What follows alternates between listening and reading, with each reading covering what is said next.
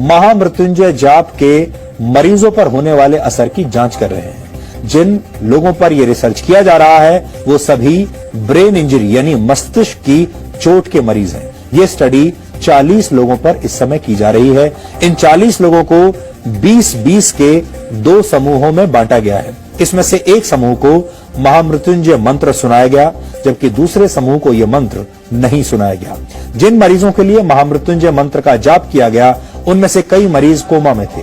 हालांकि इस रिसर्च का तरीका थोड़ा अलग है, क्योंकि मंत्र पढ़ने का काम अस्पताल में नहीं बल्कि अस्पताल से 13 किलोमीटर दूर संस्कृत विद्यापीठ में किया जा रहा है। इसे समझाने के लिए हम आपको अस्पताल की कुछ तस्वीरें आज दिखाएंगे। ये उन मरीजों की तस्वीरें हैं जिन पर राम मनोहर लोहिया अस्पताल में रिसर्च की जा रही है। सही तरीके से मंत्रों का पाठ करने के लिए इस अस्पताल के डॉक्टरों ने दिल्ली के संस्कृत विद्यापीठ से संपर्क किया। इसके बाद वहां के पंडितों ने मरीजों को उनके परिवार वालों की मौजूदगी में महामृत्युंजय मंत्र का संकल्प करवाया।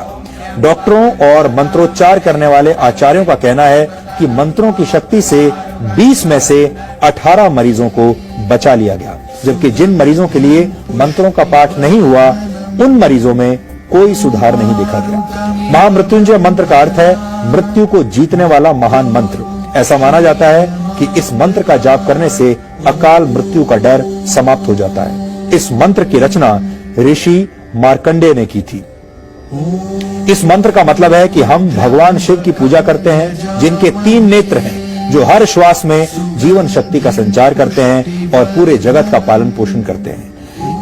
इसे त्र्यंबकम मंत्र, रुद्र मंत्र और मृत संजीवनी मंत्र भी कहा जाता है।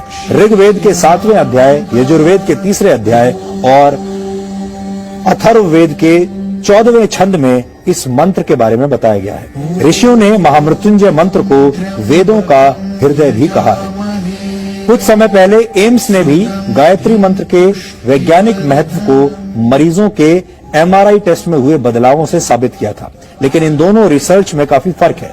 एम्स में मरीजों ने खुद गायत्री मंत्र का जाप किया था, लेकिन महामृत्युंजय पाठ संस्कृत विद्यापीठ में आचार्यों द्वारा किया जा रहा है और मरीज वहां से कई किलोमीटर दूर अस्पताल के आईसीयू में भर्ती हैं। इस रिसर्च के जरिए ये समझने की कोशिश की जा रही है कि वेदों और धर्म ग्रंथों में किसी दूसरे के लिए प्रार्थना करने के असर का जो महत्व बताया गया है, क्या उसका कोई वैज्ञानिक आधार है भी या नहीं।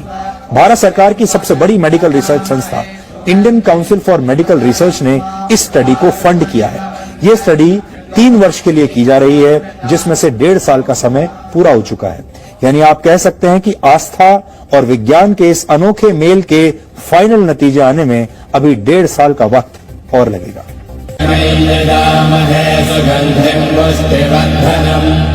स्वर विज्ञान के हिसाब से माना जाता है कि महामृत्युंजय मंत्र के अक्षरों का स्वर के साथ उच्चारण किया जाए तो शरीर में वाइब्रेशन होता है। ये वाइब्रेशन दिमाग की नसों को सक्रिय करने में मदद करता है।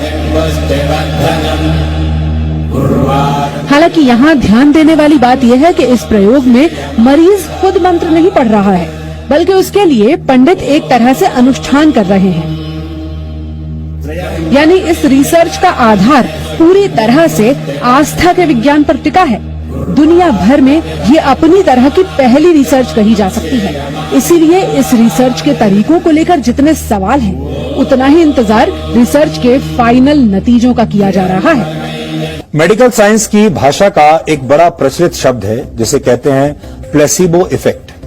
यानी अगर आप ये मान लें कि कोई दवा आपकी किसी बीमारी को ठीक कर सकती है, तो कई बार वो दवा सच में आपके काम आ जाती है और वो काम कर जाती है, जबकि असल में आपको दवा नहीं सिर्फ मीठी गोलियां खिलाई जा रही होती है। ये सब होता है उस इलाज के प्रति आपकी आस्था और विश्वास के जरिए। इस आस्था से आप में ऐसे शारीरिक और मानसिक बदलाव होते हैं कि आप अपने आप ठीक हो जाते हैं। इसे ही प्लेसिबो इफेक्ट कहा जाता है।